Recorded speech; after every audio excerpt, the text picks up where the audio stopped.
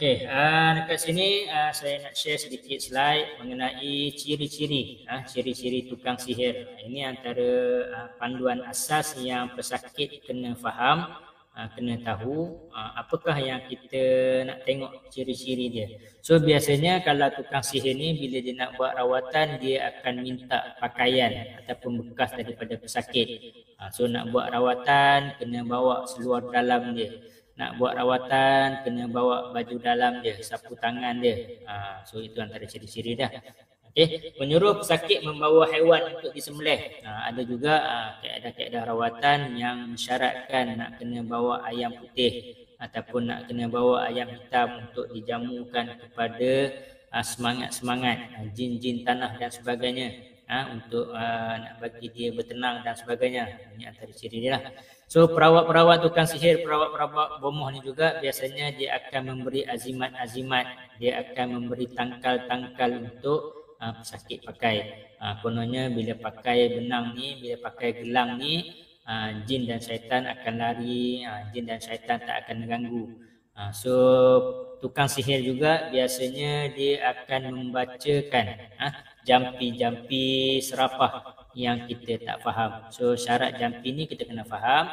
Salah satunya adalah bacaan ayat-ayat Al-Quran, doa-doa daripada Rasulullah, para sahabat dan ulama, dan juga doa-doa yang kita faham maksud dia. So kalau kita membaca doa yang kita pun tak dengar, kita tak faham apa yang maksudnya, ia menimbulkan satu keraguan. Biasanya tukang sihir juga dia akan memberikan gambar-gambar rajah, gambar rajah kain segi empat ataupun gambar-gambar rajah yang kita panggil sebagai wafak untuk ditampal, tampal pada dinding, tampal pada pintu. Dia bagi gambar rajah kain segi empat untuk kita lipat-lipat letak di dalam beg duit. Itu antara ciri-ciri untuk bomoh lah. Selain daripada tu ada juga yang saya pernah jumpa pesakit. Pesakit tu kata dia pergi buat rawatan dengan seorang perawat ni. Perawat ni mensyaratkan supaya jangan sentuh air selama 7 hari. So pesakit ni pula mungkin di atas kejahilan dia mengikutlah pendapat kata-kata daripada perawat tu supaya jangan sentuh air. So kalau dah seminggu tak sentuh air, so bagaimana dengan solat dia? So hati-hati perawat-perawat ni dia bagi alasan kononnya nak membersihkan diri, nak menyucikan diri. Seminggu jangan mandi, jangan kena air. Tapi sebenarnya dia nak menyuruh kita supaya jangan solat sebenarnya, supaya lebih senang setan tadi nak buat kerja.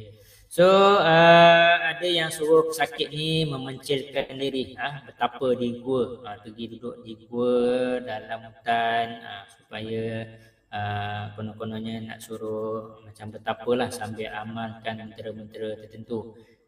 Ada yang suruh menanam benda-benda tertentu. Ambil telur rebus ni pergi tanam dekat ujung kampung, supaya nanti jin tadi berpindah menjaga telur tadi dan sebagainya. Macam tu pun ada.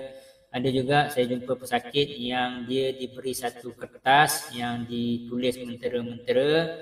Kertas tu kemudian disuruh untuk dibakar, kemudian asap daripada kertas yang dibakar tadi disuruh sedut, sedut dia punya bau dia, kononnya untuk membakar jin-jin dalam badan.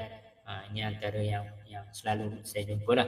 Ada juga kaedah-kaedah rawatan yang menggunakan jurus-jurus yang kita pun kadang-kadang bacaan dia kita tak faham. Jurus-jurus dia pancung daripada jauh dan sebagainya. Ini semua antara kaedah-kaedah syubhah yang membawa yang bimbang, membawa kepada kesyirikan.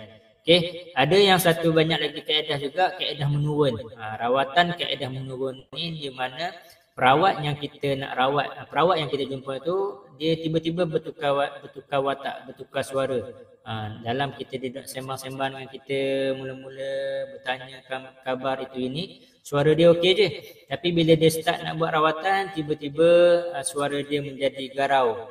Ini Tok Batin sudah muncul, ini Tok Wali sudah muncul untuk membantu rawatan. Ini antara kaedah-kaedah yang haram, di mana dia telah memasukkan jin ke dalam badan dia untuk merawat pesakit. Ada juga perawat-perawat yang mendakwa mendapat ilmu daripada mimpi. Sebab ilmu ni kita kena belajar bab ilmu ni. Kita kena belajar bab ilmu ni. So saya sendiri saya belajar, ada guru-guru saya. Saya boleh senaraikan guru-guru saya supaya kita ada rujukan. So di dalam bab ilmu ni kita ada rujukan. So kita juga memang daripada kecil pun kita sekolah, sekolah ada cikgu kita, ada sijil kita. Sijil tu bukan apa, sijil tu menunjukkan kita ni ada disiplin ilmu.